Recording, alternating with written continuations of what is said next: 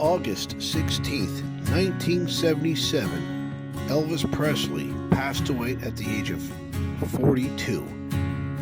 On August 16th, 1977, Elvis Presley met his own demise. But when he passed away, most people had wondered, did he actually leave the building?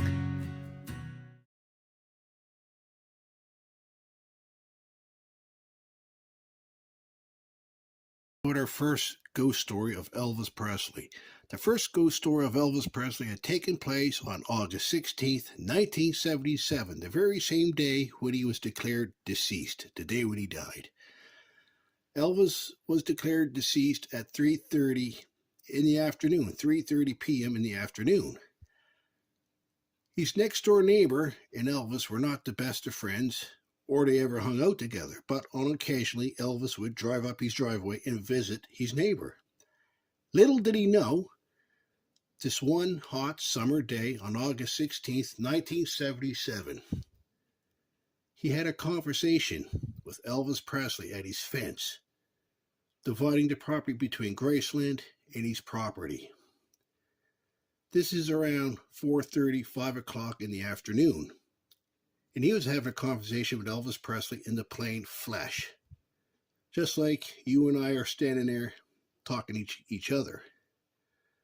So after when the conversation had ended, he went home. He turned on his TV and he watched the news bulletin. Elvis Presley died at the age of 42, 3:30 in the afternoon when he was declared deceased.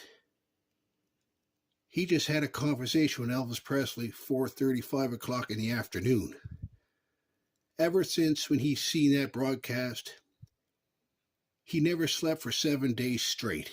He never had a ghostly encounter like that before in his life. Hopefully, he stated that he never will have it happen again. He went home.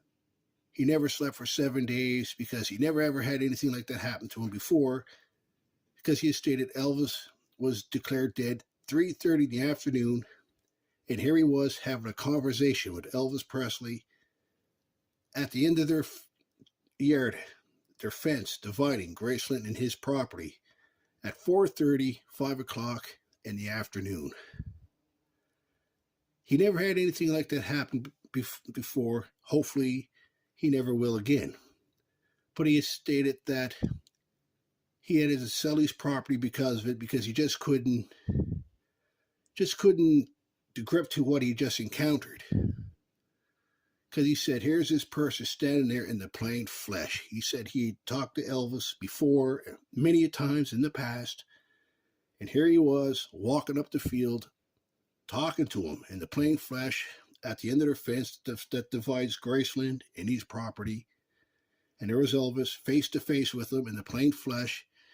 Then he went back in his house, turned on the TV, and he seen the news bulletin with the news anchor stating that Elvis Presley was declared dead 3:30 in the afternoon, and here he was having a conversation with Elvis Presley at 4:30, 5 o'clock in the afternoon. He was very shaken, very spooked by this, and he very rarely talks about this. And a lot of mediums had stated, when people die suddenly, around the first week or so, they often state that the deceased will try to communicate with their friends and family, their way of trying to say goodbye. And a lot of these ghost stories of Elvis Presley, a lot of them take apart around the community of Graceland, right around where Graceland is located on Elvis Presley Boulevard, along that interstate highway and the little subdivision behind Graceland. And that strip is, Andy had stated, that is where the ghostly encounters of Elvis Presley takes place.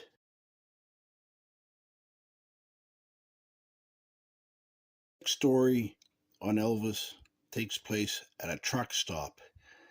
A trucker was leaving the truck stop when he noticed this guy walking down the highway in a military uniform with a bag hoisted on his shoulders.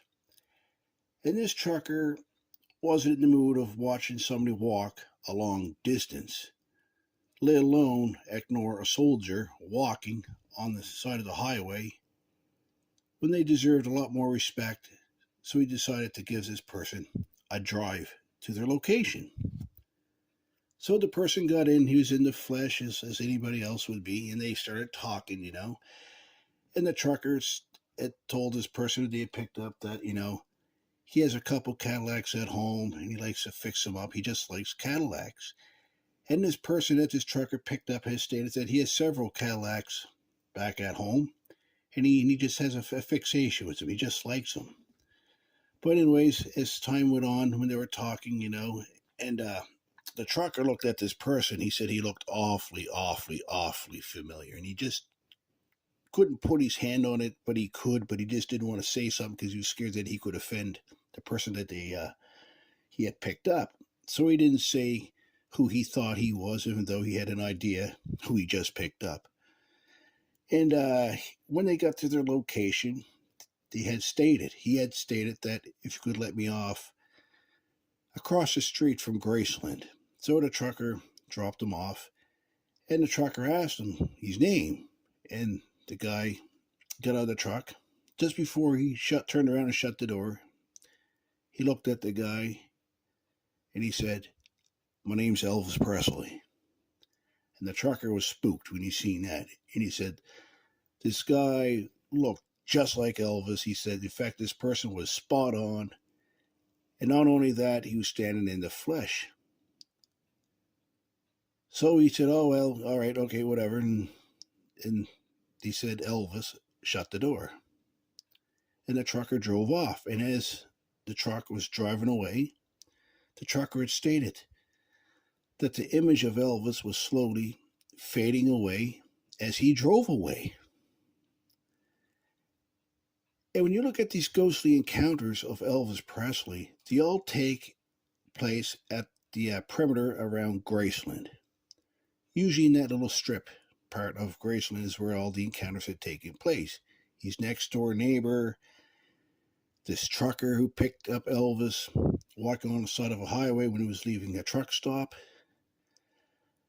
Guests, when they go to Graceland, they feel Elvis's presence very strongly when they visit Graceland on their tours. Even Wait Noon had a ghost story that was right off the charts. But the question is, did Elvis Presley actually leave the building?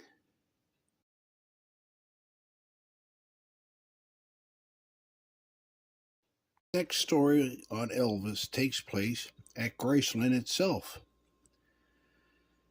Each year, as fans tour Graceland, as most Elvis fans do, because Graceland is a shrine for most Elvis fans, there had been people who had been reporting a person who they thought was an Elvis Presley impersonator who was hired by Graceland for the fans of Elvis when they're touring Graceland.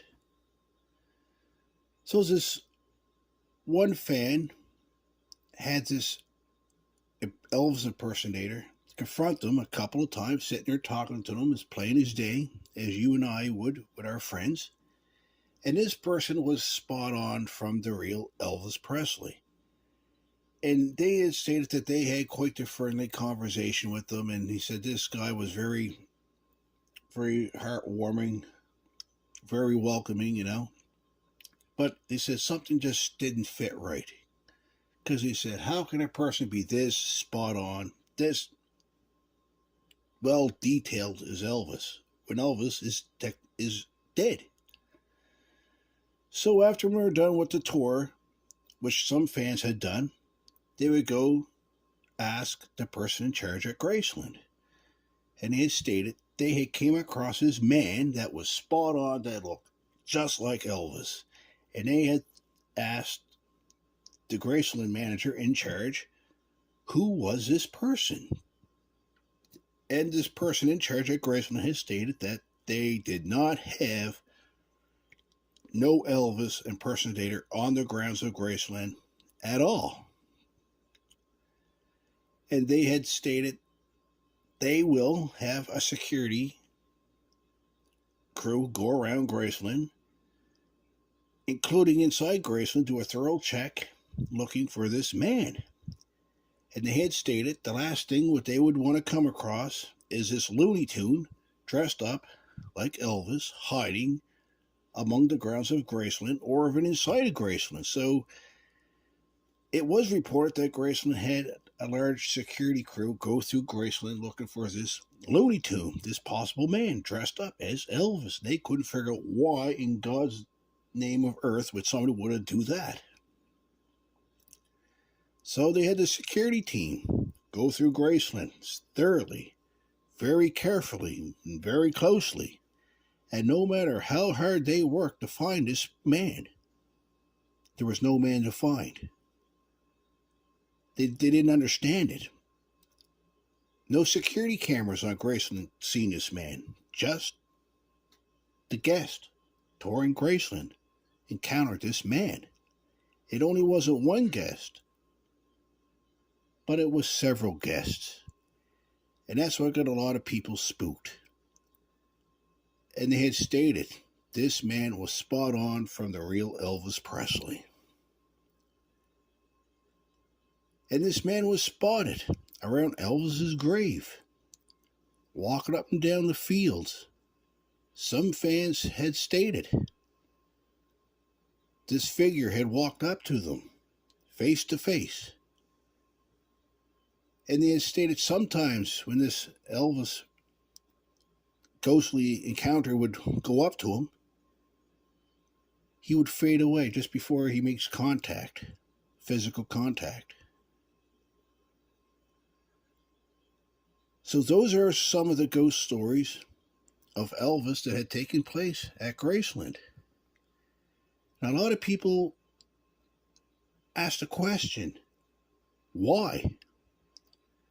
One thing is certain, what a lot of people have stated when they go to Graceland is that they feel Elvis's presence very strongly once you enter the property of Graceland and once you enter Graceland itself, because these had stated that is Elvis's home. That's where he once lived.